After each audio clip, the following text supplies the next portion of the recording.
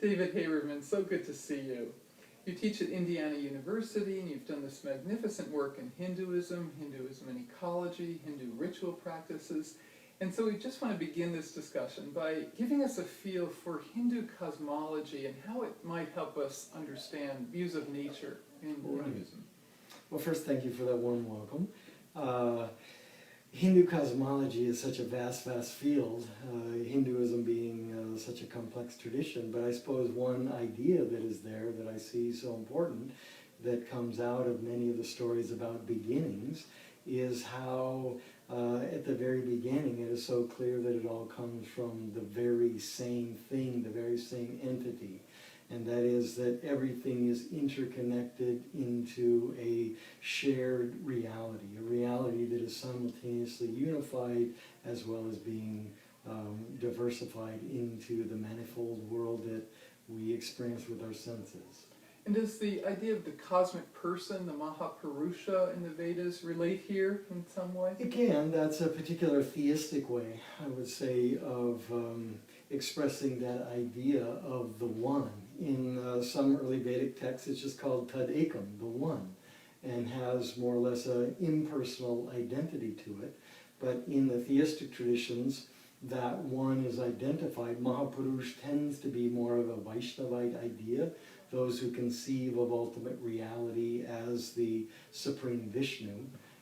So there would be another way of putting that idea. But whether it's expressed in theistic or non-theistic dimensions of Hinduism, I think what is shared, whatever it's called, Brahman, Atman, Purusha, or Tad Ekam, it is that idea of the oneness of all being.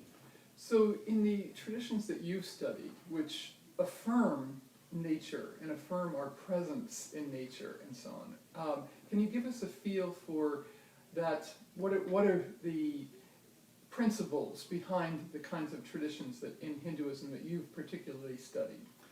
I suppose what I found most fascinating in my own work was the idea that somehow divinity is fully present in the world and beyond an idea of that. So I find that there are always two dimensions to Hinduism. One is what is called Gyan, or a knowledge perspective. And from the knowledge perspective, there is that teaching of the interconnectedness, the shared nature of everything.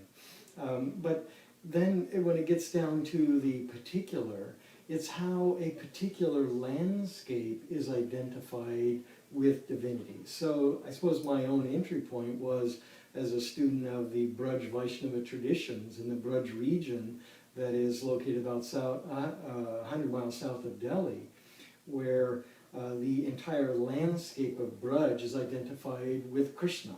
So they say Braj is Krishna and Krishna is Braj. There's a real identification of divinity with a land itself.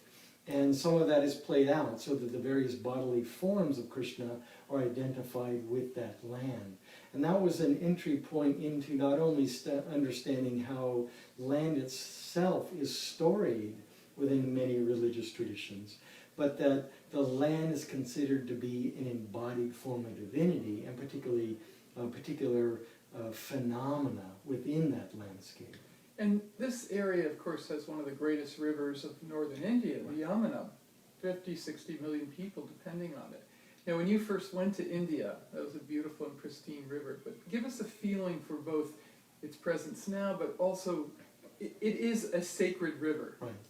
So, as you're probably aware, I did a study of the Yamuna River. It's the river that runs through Delhi, but it's also the river that runs through the Braj region.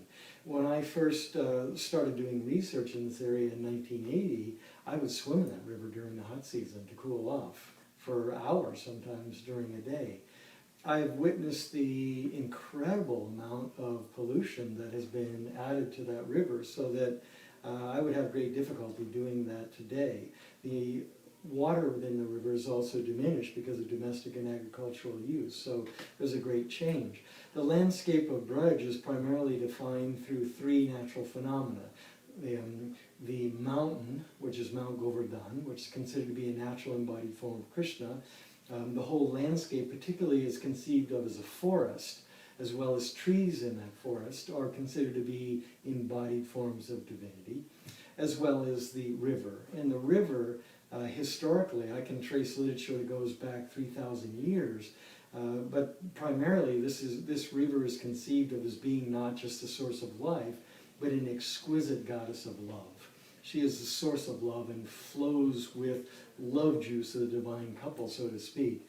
And yet to look at what has happened to that river today. So the religious traditions are, I would say, seriously compromised by the pollution of that river, but it's also the religious traditions that are being marshaled to fight the ongoing pollution of the river and to head up efforts to restore that river to health. So I'm interested in how religion and ecology interact, say within river activism, as well as other forms of environmental activism in northern India. And we participated together in a conference that you helped organize on the Yamuna River, bringing together scientists, policy people, and religious practitioners. Do you feel that these alliances can have traction over the long term to clean up the river and so on?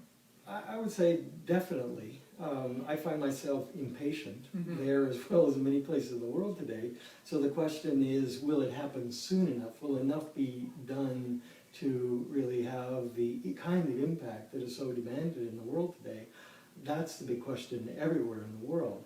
But I started doing research for that project in a serious way at the very beginning of the 21st century, so now that's 13 years ago.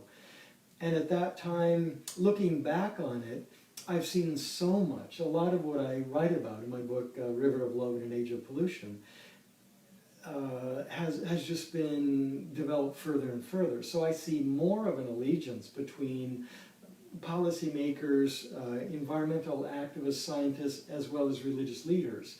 The Kumbh Mela, the gathering of religious leaders from all over India at the site where the Ganges and the Yamuna come together, is an occasion of increasing environmental awareness where we're seeing this allegiance.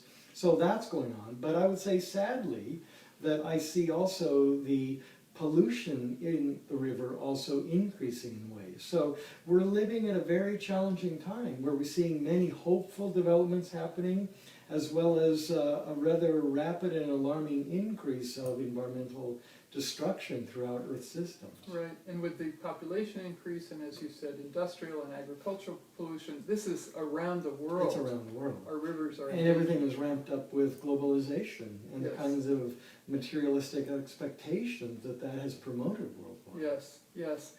David, you've also done recently a beautiful book, The People Trees, and can you give us a sense, you've said this region has mountains, trees, and rivers. Give us a sense of how special trees are in this context. Well, thank you for bringing up that book. I would say that primarily what I'm trying to do in that book is to track the conception of trees within the context of the tree shrines of northern India.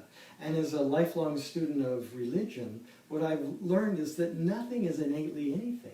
That we see everything through a particular cultural lens, and that certainly is the case with something like a tree. So biologically speaking, trees are pretty much the same worldwide, but culturally they're far, far from being the same.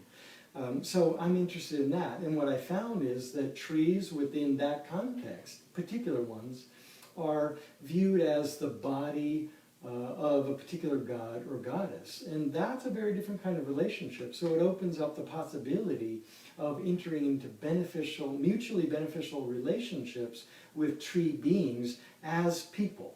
That's the name people trees. Yes, so this immanent sensibility is very present Completely. in the tree. Embodiment, incarnationalism in the form of a tree. Yes, and your next project is going to be on the mountain. A sacred mountain where every stone from the sacred mountain is considered to be a natural form of Krishna, in the case of Mount Govardhan. Yes. So, Well, David, you've done pilgrimage work on the river, the Yamuna River, pilgrimage work on these mountain areas, and the sense that you've brought to so many of us is this profound connection to the immanent sensibility that people experience in their landscape. And you've done as well work on forests here in the U.S. and so on, and permaculture, and we thank you for this tremendous body of your work and your teaching. Thank you, David. thank